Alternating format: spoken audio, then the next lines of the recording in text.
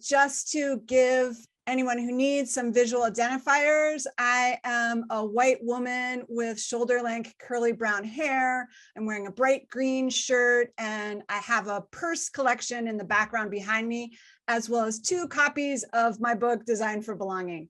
I want to thank folks at 10 Speed Press who helped us put out this book, and of course, all of my incredible colleagues and friends at the Stanford D.school. So that I don't forget to do it at the end, I'm going to mention that my book is part of a series of great new D.school guides. So please check those out. And finally, before I get started, I want to say hi, Dad. My dad is a Stanford Law grad, and I just noticed that he joined us today. So thanks for joining, Dad. So Design for Belonging. It's the title of the book, and it's the focus of a body of work that I've been working on for a few years, and I'm excited to share with you today. The question that this raises right away, and we should just get right to it, is, can you design belonging? So think for yourself, are you a yes or are you a no? Can you design belonging? And I'd like to say that in fact, yes and no. The thing about it is that we have to consider that we can design only for belonging, because belonging is a feeling. We can't design it. We can only design the wide range of things to allow it to emerge. So that's our frame for today. I'd like to ask you to think about when and where have you felt belonging? Sometimes when you think about belonging, a time or place you felt it, you might also think about a time when you didn't. And that's okay too. In this context, I don't want you to go deep into a negative space in this moment, but think about when you think about belonging, when and where did you feel it? And let it be concrete. I'll share a brief story. For me, when I think about belonging, I remember a time when I didn't feel belonging. This is me. I'm the elder, still shaggy brown hair. And that's my sister, who did eventually grow into her ears. This is us at my mother's second wedding. And sadly, this moment is a time when I didn't feel I belong. And when I look back at it, I have lots of questions that I think an approach of design for belonging could help us answer. So when I think back, I think, what was my role? Why am I here? What is this place? What are these rituals? I have so many questions, and the compounding of those questions led me to that feeling of not belonging. This is sometimes what it feels like when we don't belong. So how about you? I'd be interested and welcome you to put in the chat any thoughts that you have about a particular time when you really felt a strong sense of belonging, or perhaps when you didn't. And I'd like to give just a minute to get some action in the chat, if that's comfortable for you. Think concretely. What was going on that allowed you to feel belonging? What kind of a context was it? Felt heard, a sports team, a shared sense of humor, feeling seen, feeling aligned, a shared enterprise or endeavor. Okay, so those are the kinds of things and feelings that come along with a sense of belonging. In order to design for belonging, we have to feel it, see it, and then shape it. So as we move from the feeling, and I love the different things that are coming in here, that's the concreteness of feeling belonging. If we find it a feeling of belonging or not, then we need to see into some concrete moments. So the moments of belonging that I like to think about, and this is not an exhaustive list, but a very useful starting point, is to think about the invitation. How was it in that moment that you're thinking about? Maybe it's on that sports team or in that group or in that shared endeavor that you're thinking about right now. What invited you in? How were you invited to enter? What did participating look like? These are concrete moments of belonging, and there are more. Beyond participating, there's the notion of contributing. Oftentimes, that's a powerful moment of belonging. I also call out both code switching and flowing. These are moments of tension or power when we feel belonging in particular ways that are really useful to pay attention to. We also want to talk about moments like dissenting and repairing, diverging and exiting. These can be powerful measures of belonging. We don't do the work of sticking around to say what's not working. We don't do the work of repair if we don't feel a sense of belonging. And creating these moments is very important to help support belonging, particularly for marginalized communities in your context, in your community, in your workplaces. I know from the early chat that there are people from all over the world on this call with us today, and welcome to everyone. Should have started there, but in the US context, right, this is a moment where dissent is being raised across these last few years, and particularly with recent Supreme Court decisions. This is a moment where you start to think about, what are the political tensions telling us about who belongs and who doesn't? We're not going to go deep into that in this moment, but I do want to acknowledge it as part of the background in which we're conversing here today. So taking these moments all the way from that invitation to the potential exiting. Exiting is also a moment of belonging. How do you carry with you a sense of belonging from a group from which you need to depart? These moments then, once we've been clear about what a moment to design could be, then we can open up and think about how we can shape belonging. This is where we broaden our set of design tools to think broadly, and I'll share in a moment a few examples, but we can think about things like space and role and ritual, even things like events and groupings, communications, clothing, food. We know that food is a powerful lever for bringing people together to feel a sense of belonging. And schedules and rhythms become very interesting as well. So these are concrete things that we can design, that we can intentionally create to invite folks in to experience the moments of belonging that we're wanting to support. A couple examples just to make it really concrete, and you can also be thinking about the moments that that were coming up for you in your own life.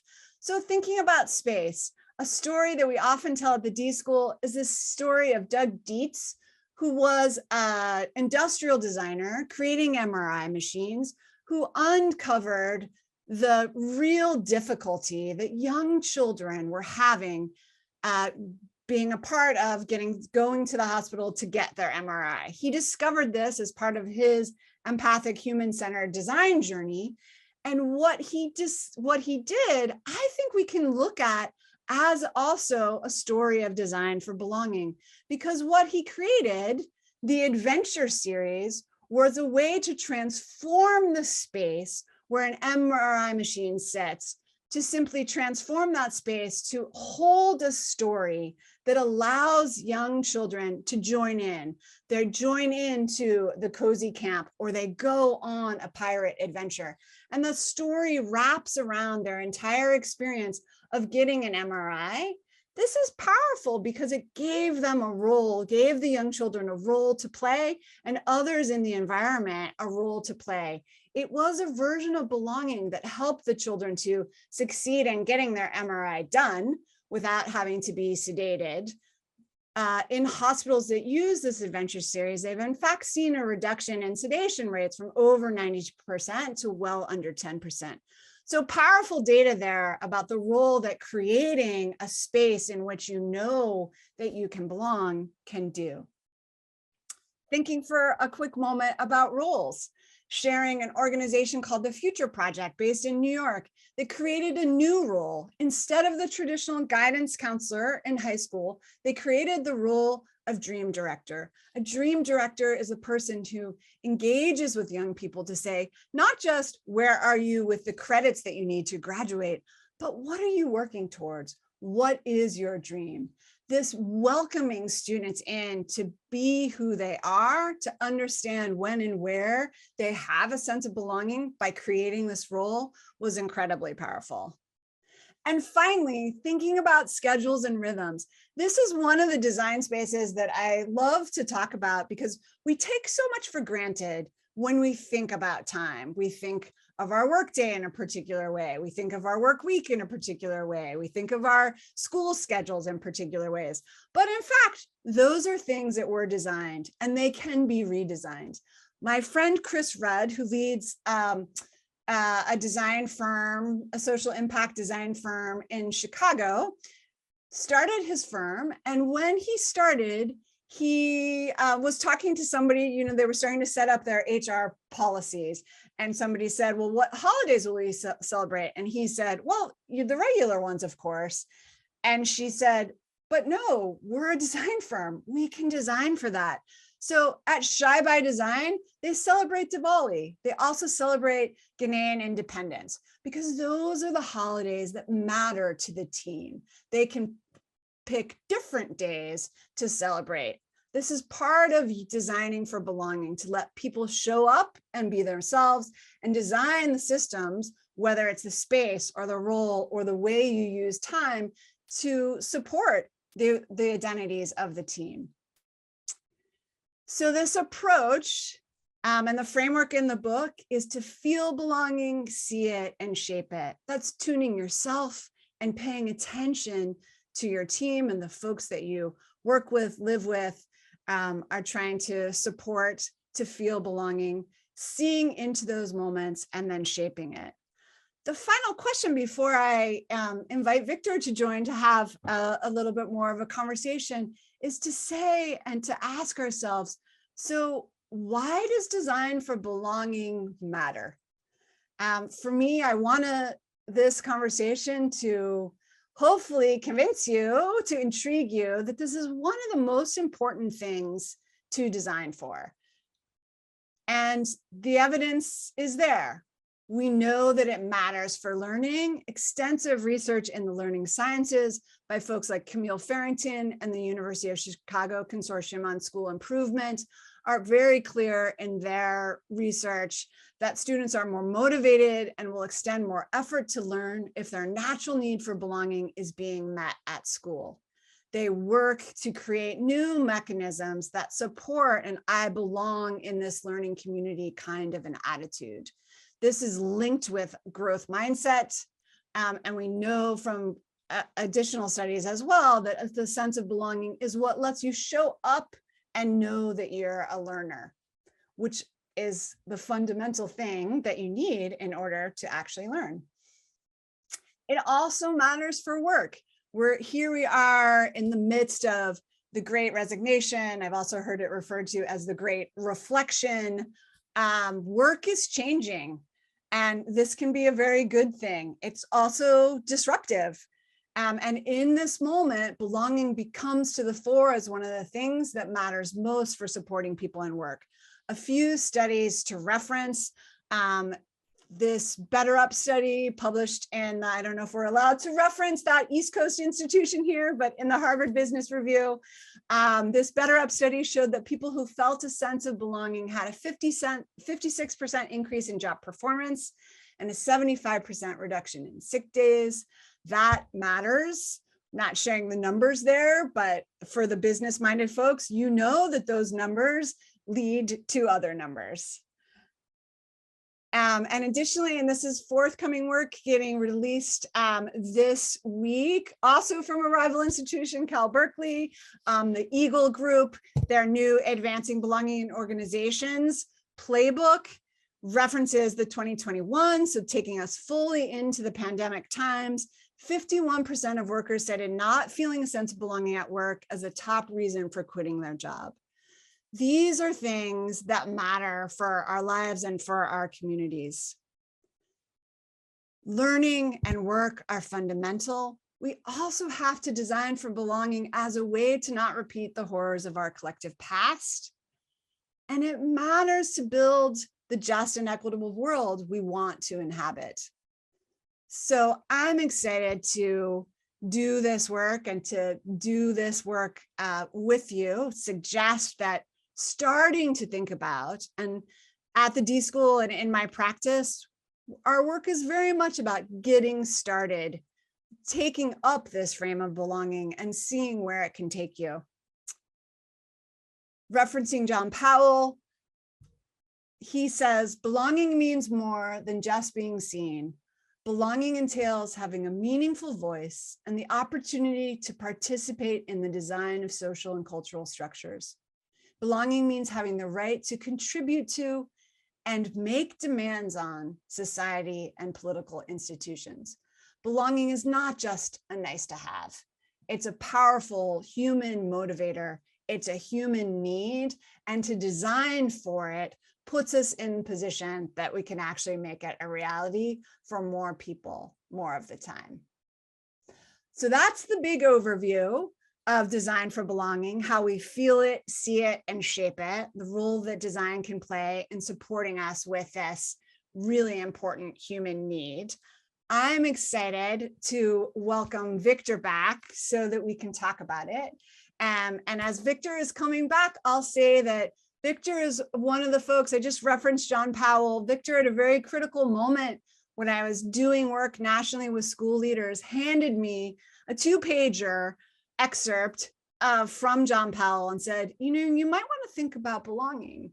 And it was very powerful for me because what I saw in that work, and as we continue to talk about it, was that shifting the frame from diversity, equity, and inclusion all the way to belonging as the feeling they're actually going for when we do that work was incredibly powerful. So I'm excited to be in conversation with you, Victor. I'm going to give back the screen so everybody can see you. And let's just kick us off. I would love to hear, and for everyone to hear a little bit about how you have crafted the Leading for Equity framework at the National Equity Project, and from there, why belonging matters to you in that work. Mm-hmm. Well, thank you, Susie. It's really a pleasure to be with you, and the journey we've been on together in the last number of years. I've learned a ton from you, and particularly around design. So I appreciate you greatly. So at the National Equity Project, just for those who are not familiar and why you would be, unless you're in the education space, where I guess I would characterize National Equity Project as a strategic consulting group these days, working with school districts, foundations, nonprofits, any organization that has an interest in the learning and support and well-being of young people, youth. We are interested in supporting that to be true. And so at NEP, a lot of our work centers on that, particularly working with school districts. And over the years, and we've been around 25 years, our current, I guess, iteration of who we are now is embodied in our Leading for Equity framework. That is a transdisciplinary approach to how we can think about, or I'll use your language, how we can feel, see, and shape systems that do a better job of supporting youth. And so how I might translate that then in terms of our framework is feeling it might be in the area of what equity is, how people understand it. It's sort of the competing epistemologies about what that might mean. To see it, we talk about that in terms of complexity and embracing that complexity and uncertainty that is our world, and be able to see it more intentionally in order to address the things that would create beneficial conditions for young people, more beneficial conditions for young people to learn and thrive, and then shape it. And this is where our work together in developing liberatory design comes in. It brings those two, the feel it and see it, and activates a intentional way of shaping it with the recognition that you put it so beautifully, belonging is not a thing or an endpoint, it's an experience that you have, and we all have it at a micro level and at a macro level. unfortunately on opposite side of belonging is othering, as John Powell talks about. And we have far too much of that in our country right now. Yeah. I was actually in a webinar with him yesterday, and he was talking, about these times and the kind of the perniciousness of one group trying to control the agency, right, of another. Yeah. I'm curious if you want to talk about why the need to move beyond inclusion. That feels important to me, and is part of this work of lifting up belonging as the feeling that we're working to ensure folks have. So inclusion, especially the notion of diversity, equity, inclusion, that frame is an introduction to a wider and deeper understanding of what it's actually going to be required for that to exist. Yeah. And inclusion, I think the way I guess I would think about, or I do think about it, inclusion often suggests the issue around power, right? Mm-hmm. And so to be included, someone's choosing to include you. And you see that on just about every level imaginable, from being on the playground and being included in a game or feeling left out of that game, to being in an organization in which there are certain ways of doing things, and it may not be your way, and so you find the difficulty of how do I get included in this? But a lot of it always revolves around power, and then certainly in the extreme form, we're seeing that now playing out on the political stage. So belonging suggests something quite different. It suggests relationship. It suggests agency. It suggests I have my voice will be honored and respected in ways that often are not experienced, particularly by those who are on the margins. And that, again, if we go through our history and culture, often means people of color, people who are not fully able-bodied. So there's many find themselves on the margins and looking for not just being included, but for a sense of belonging. Again, Powell suggests beautifully and simply and powerfully, it's about working to widen the circle of human concern about how do we actually find ways for all of us to feel belonging. Yeah. What do you find in your work with educators is the kind of importance or foundational moves to make to get started on the work? Yeah. So a lot of our theory of action around this work is embodied in our, as the framework suggests, leadership. So developing leaders who recognize the power and importance of participatory leadership. And how do you get to that? Well, the number one recommendation I always make is you begin by listening and doing some fairly deep listening. We have habits of listening that we have used. Usually we're listening so that we can respond with the correct answer. We listen to forward our own set of beliefs and practices, but we are not as good at listening to the story and experience of others in ways that we embrace that with an open mind, with greater empathy and compassion. That is not something that typically we cultivate, particularly as we acquire professional skills and enter various occupations. That is not the number one item around skill development. Right. Whereas I would argue it probably should be. Right. Yeah, it's interesting. I found it really useful, and it's one of the tools in the book, and it's a very simple tool, but using the emotional journey map. So it's one thing to inquire of yourself, when and where do I feel belonging?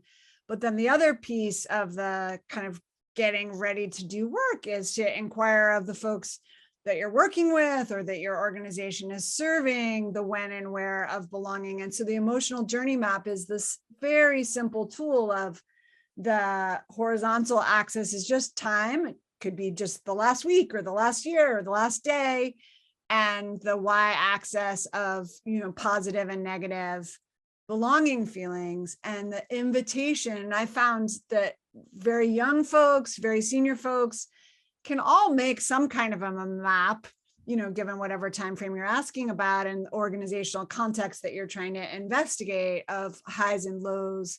And then it becomes very powerful because you have then a kind of interesting artifact to talk around. Well, tell me about that moment, and what was this moment that was in between? What did that actually feel like, and what was this high moment of belonging? And it starts then to get to some of those, the specificity of some of those moments to design for that I was talking about, because you can get into a specific context and really investigate, because you can't. I find that I'm often trying to help people get beyond trying to design, at the massive scale or for everybody all at once, and kind of roll out a new idea. Yeah. And getting to the specifics is really helpful and can be motivating. And it's almost like, and I know this is language that you and I both use, it's almost a probe too, to deepen your understanding of what's happening in the system, because we are part of systems, sometimes oppressive systems, sometimes liberatory systems. We are part of systems, and yet our experience is not of the system, right? It is still of moments. So yes. I'm curious how you think about kind of moments. Yeah. So with the way you're characterizing that, and the feeling dimension, I'm a big practitioner of that. But here's the thing: it's necessary but not sufficient, and particularly now. I tend to think about it more in terms of the analytics that is provided by the listening that you're doing and understanding the narrative of people and the experiences they're having in systems, particularly systems that are experienced as oppressive, and that is a lot of different systems. And so being able to do that, and this is part of seeing the system, right? Which again, not to get in the weeds about this, but this is where the complexity lens comes in. And if you'd asked me even a decade ago, would I become a student of the science of complexity, I would have said, well, what are you talking about? But after many years of focusing in other areas around building relationships, which are absolutely essential, you can't really move very far without it, but understanding really how systems work and having it as a way to understand more deeply the tactics and strategies to be able to see the patterns and dispositional states of a system in order to influence a nudge, and sometimes even a shift in the system to create the kind of conditions that can lead to a more humanized system, particularly that supports young people to thrive. To me, I find that very liberatory, frankly, because it reinforces my agency and others to do something about problems that often seem intractable. And anytime you're talking about an equity challenge, you're talking about a complex problem. Right. Say a little bit about the relationship of complexity and the notion of designing for belonging. Yeah, well, boy, thank you for throwing me that one. So in our liberatory design frame that we've developed together, a couple of things we put into that is not often expressed in human-centered design explicitly. One is embracing complexity, right? Being able to see the system, and because people see the system quite differently, that in itself is a challenge. But I would take one of our embrace complexity and I would attach it to attend to healing, because we need to be able to heal some of the systems. Often we think about healing as personal healing, and certainly I, for one, had to do a fair amount of work in that area over time, given my experiences. But it's more than it. It's really like, how do you heal a community that where there's great polarity? How do you heal from the recent experience of Roe versus Wade, building on your your perspective, that is create even greater divisiveness than there was prior to that. So there is ways in which bringing those ideas together open up actually new possibilities. One of which is to recognize that we're going to have to do some learning, be in relationship and do some new learning together in order to find a way forward, to a direction to head, right? And that's what I love about liberatory design. It brings together not just the sort of the epistemological challenges and with the ontological states that we're in. And I use that language very deliberately because the ontology, meaning just what the reality is, whether you like it or not, is part of the challenge, right? And in the design space, especially the liberatory design space, you can bring all of that in to do some sensing, to do some sense making, to try some things, and then if it doesn't seem to be working, go back and try again, right? And not give in to despair, which is an easy thing to do with a number of the things that, at least from my worldview, seems to be washing over us in this era of the pandemic. Yes, yes, yes. On that note, and I think maybe we'll go to the actual Q&A in just a minute, but I'm curious, since you mentioned despair, to also ask the question about hope. What, if anything, is making you hopeful besides those grandbabies? Yes. So being in the education space for basically my entire adult life, I'm always renewed by the brilliance and freshness of young people.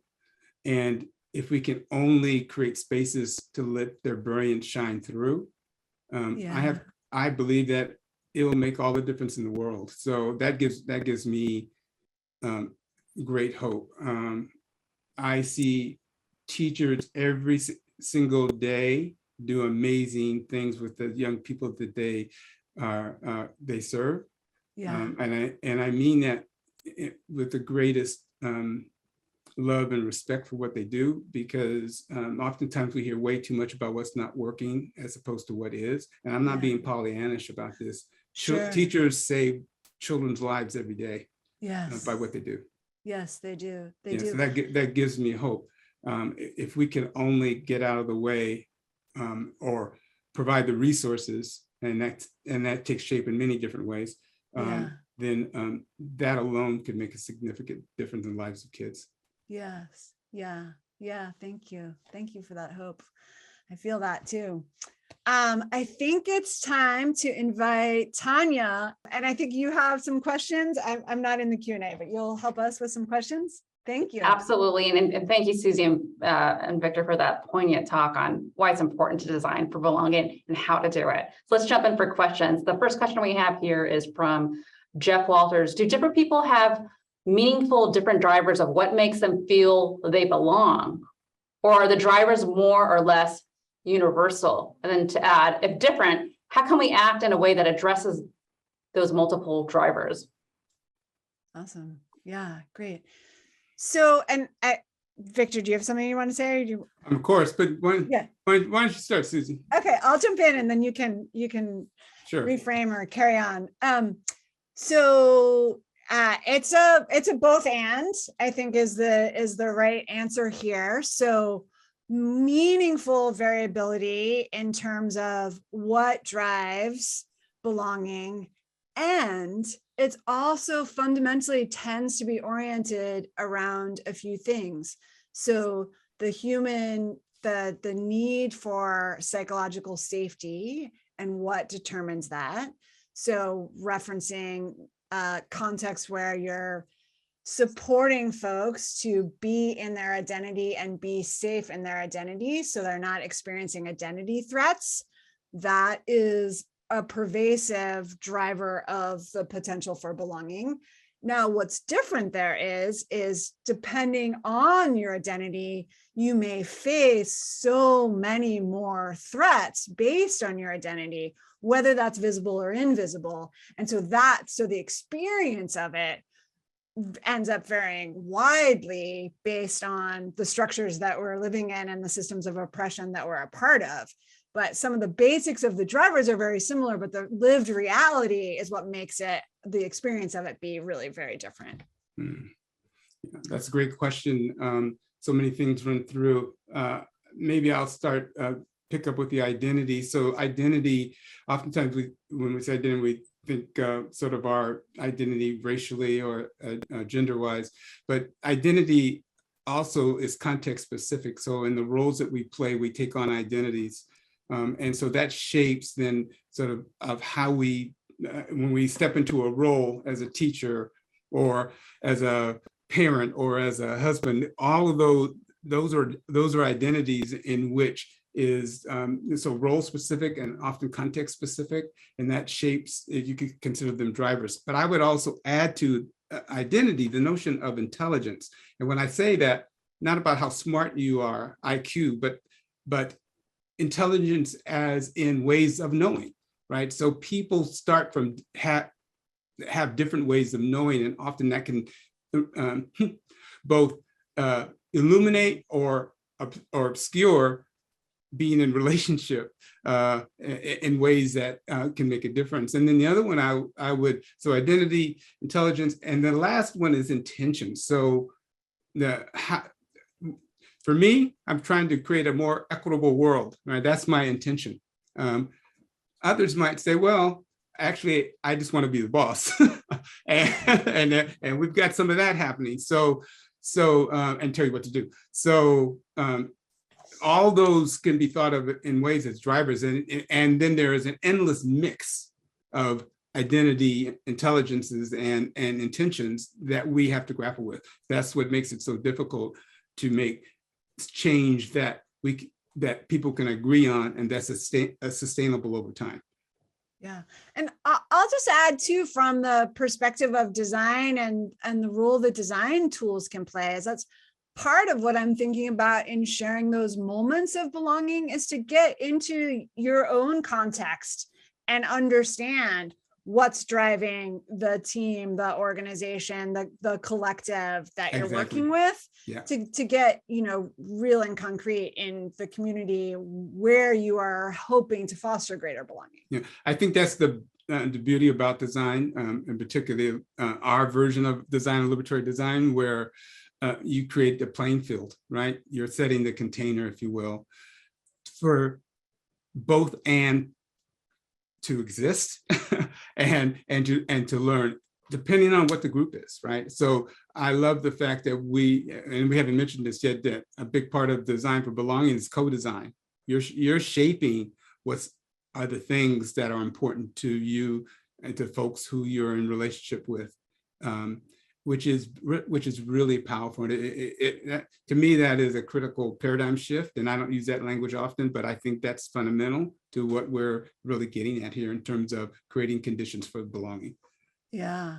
And tagging into that, just the notion of co-design, in my experience, and during the pandemic, I've been doing a lot of co-design via Zoom in Columbus, Ohio. Shout out if anybody's here from Columbus, but in the work of co-design as a context where belonging is built, right? The experience of using liberatory design tools to be working together across difference and close to the challenges that we're working on has built a great sense of belonging among all the participants who are coming from very different identities, very different backgrounds, very different intelligences, and intentions. So across those dimensions, co-design is a powerful way of working that builds belonging in and of itself. Yeah. If I could just quickly add to that, an example would be our work. We are supporting a network of school districts around the country under the name of the Building Equitable Learning Environments, BELL. One of the, we were using liberatory design as an approach to creating those conditions in these districts. one of our mindsets is around radical collaboration. And I bring that up because co-design there, and sort of in traditional hierarchical districts, is pretty challenging. And part of the co-design includes students, not just the adults. And that is a big shift, to actually have students help shape the learning experience that they are having. This is definitely a work in progress, believe me. But it feels like absolutely necessary if we're going to do something that's going to be radically different, not overnight, but a reimagining how schools work and the role that students play beyond just being the receivers of knowledge, but actually helping to shape the knowledge and experience that they have. Is that we could have a whole session just on the implications of that, which is absolutely necessary in this emergent century. Yeah. I feel like, okay, that was one question. Yeah. Okay, give us some more. Yeah, right. Sorry, didn't mean to be too long-winded there. No, I just kept wanting to build on you too. It's a great discussion. Absolutely. Co-design is very important. We have a question from Christina. What are the best sources of data evidence that creating a sense of belonging is a worthy end in and of itself, but not just the means to an end? Sure. Yeah. So one, and I was, thinking about this question. I haven't seen any credible evidence, like to the contrary, is one thing just to note, right? That there is no evidence that building greater belonging is not a good thing. So that's one thing just to remember. And sorry, repeat the question. Oh, so I guess it's just like, it's getting at the question, is it just a nice to have? Well, the research on both work and learning, which are fundamentally how we spend as humans most of our time, shows that having a sense of belonging is what allows you to show up and be productive, if that's what matters. It's also what lets you show up and share the range of different opinions, which is also what we know from an innovation lens really matters, is to actually show up and benefit from the diversity of backgrounds and opinions. If you don't have belonging, you can't benefit from that. So that's very clear. And in the learning sciences, it's very clear on the learning front that belonging is fundamental to being able to take up a learner identity. And a learner identity as part of a learning community is the best way to learn. So there are decent bodies of evidence around that. Then you can also start to intersect it with research on growth mindset and how it intersects there. David Yeager, also Stanford alum, who I don't think is on this call, he's at UT. He comes out of work with Carol Dweck on growth mindset. All of his work is looking at the role that belonging plays in helping older students and folks at different stages of life getting to show up and be themselves in order to learn and take the next step. So the evidence is quite clear across a really broad range of disciplines, I would say. Let me piggyback on that. And I'll use what I think is a foundational one for me is the neurosciences, which we really didn't have and use much a decade ago, and certainly 20 years ago, but now the evidence in that field is overwhelming about the centrality of belonging. And I particularly am interested in the area of interpersonal neurobiology that speaks to the fundamentalness of belonging. We are social creatures. This is how we learn, how we thrive. I mentioned being with my grandchildren. I have an 8-month-old grandchild who is just trying to figure out how to crawl right now. When we were at dinner the other evening, we had him in a crib next to the dining table, and he was pissed because he wasn't at the table with the rest of the family, and we had to bring him into it, and he settled right down as soon as that. Now, that may be anecdotal evidence, but to me, that's definite evidence of belonging at a very rudimentary level. That is there. It is, we are hardwired in this way. So plenty of evidence, I think, to support this notion. Yeah, and I would say too, and I haven't traced this down, and if somebody else has, they should put it in the chat, but apparently Maslow's hierarchy of needs, apparently Maslow's students wanted to move belonging down to be on the second rung of the hierarchy of needs, just after, physical safety as the next most important human need. I don't know if that is apocryphal or what, but that's, could be worth looking into. So we have a question here from Laura. Would love to hear some more example of structures, routines, and practices that support belonging in communities. Great. So I can stab into that. So when the question is asking structures, routines, and practices, so wide range, and that is the space of design, right? Something concrete that you can design. So one of the stories that I like to tell about an educator who was in Colorado and was new to a school, and as like an assistant principal. And he said to the principal, I'm thinking that about planning assemblies for this year. And the principal said, oh, we don't do assemblies. And the new assistant principal says, well, what do you mean we don't do assemblies? And the principal said, well, our kids can't handle that. And the assistant principal said, thinks to himself, well, it can't be the kids. It's got to be the context, what has happened in the past.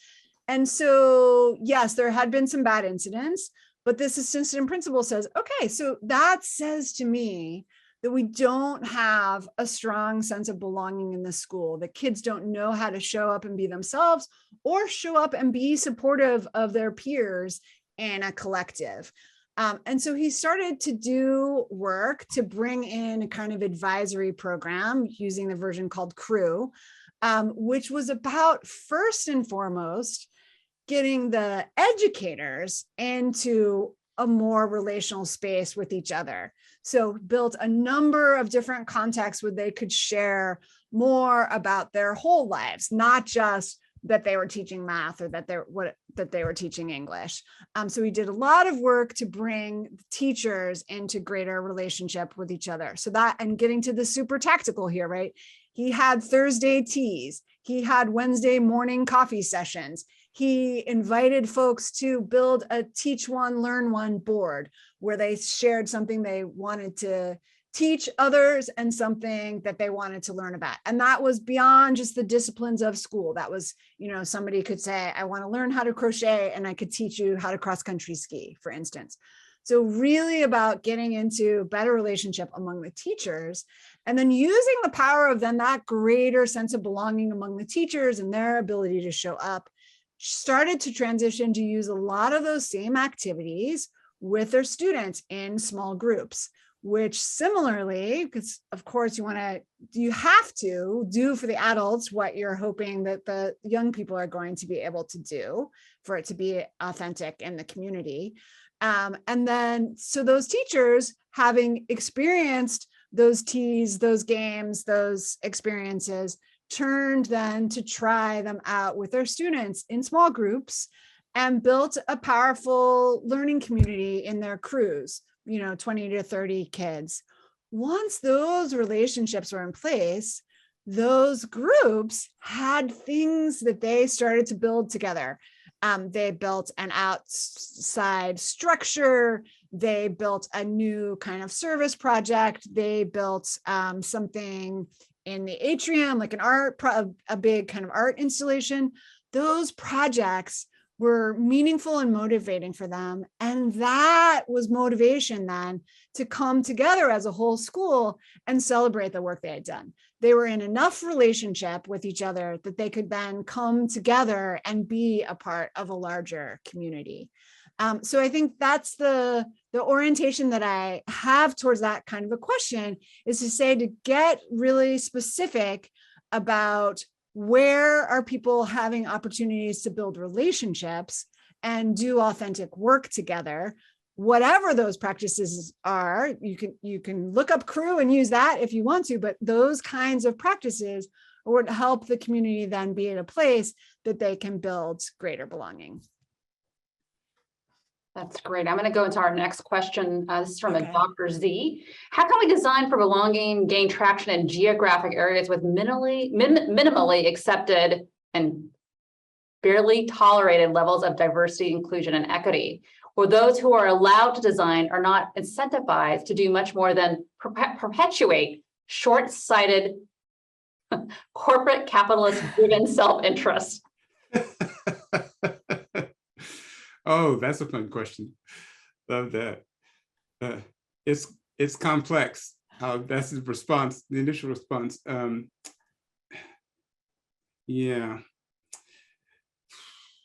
The reason I'm hesitating, I don't know how to give a short answer to that question or a short response. What I would say, I'll build on what Susie was speaking to around relationship. There is social technology that we've been employing for many years that helps to deliberately create the container that gets the routines, processes, structures to support people to be able to speak their truth, make meaning together, try things together across difference.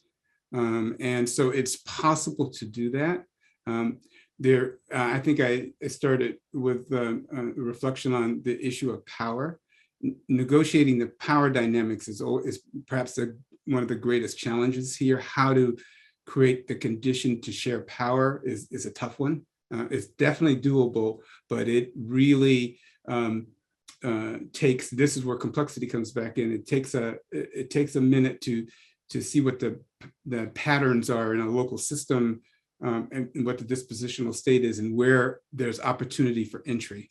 And that sometimes can feel like it's slow going, but it's a necessary a move in order to open up the possibility to address that question in a way that's going to be productive. I'll pause there. Yeah, there is a lot in that. And since we're so close to the end of time, I think I'm going to say, like, reach out an email. Happy to have a offline conversation. Yeah. Too, because there's a lot packed into what's happening in your system, clearly. So, yeah. But I do think there, the work is to get started and get that feedback from the system. You have a lot, it sounds like, already of feedback from the system. But I'd be curious to dig in more and be happy to. Absolutely. Yeah. We have time for one more quick question, then we could end with some parting thoughts from you and Victor. And the last question is, how do we design belonging online? You could give a quick answer. Yeah, right. So here we are. My answer to that is very much about flexing the muscle of online and offline. So really conscientiously designing online experiences so that they have offline components. That's time to take a walk, not just bio breaks. That's important. Yes, do that. But also time to take a walk and seek greater inspiration, opportunities to bring in parts of yourself. I'm looking for what to bring in. I could bring in another book, right? A kid's book about design by my friend Jason Maiden. How do you bring other parts of yourself in? Because you are flat, but you are potentially in your home or in some other environment. So you actually have this incredible wealth of resources to look around and bring in other parts of yourself. That's some of the work of belonging, is to get to show up as more than just one aspect of your identity. And being at home could flatten you, but in fact, you have, I think, assets to bring in more of yourself. So designing for experiences to do that could be a short scavenger hunt. Go run and get something that tells me how you're feeling. Those kinds of things are quite easy, quite fun, and they do actually build belonging. And the other piece to add is, like, to remember that we belong in our bodies.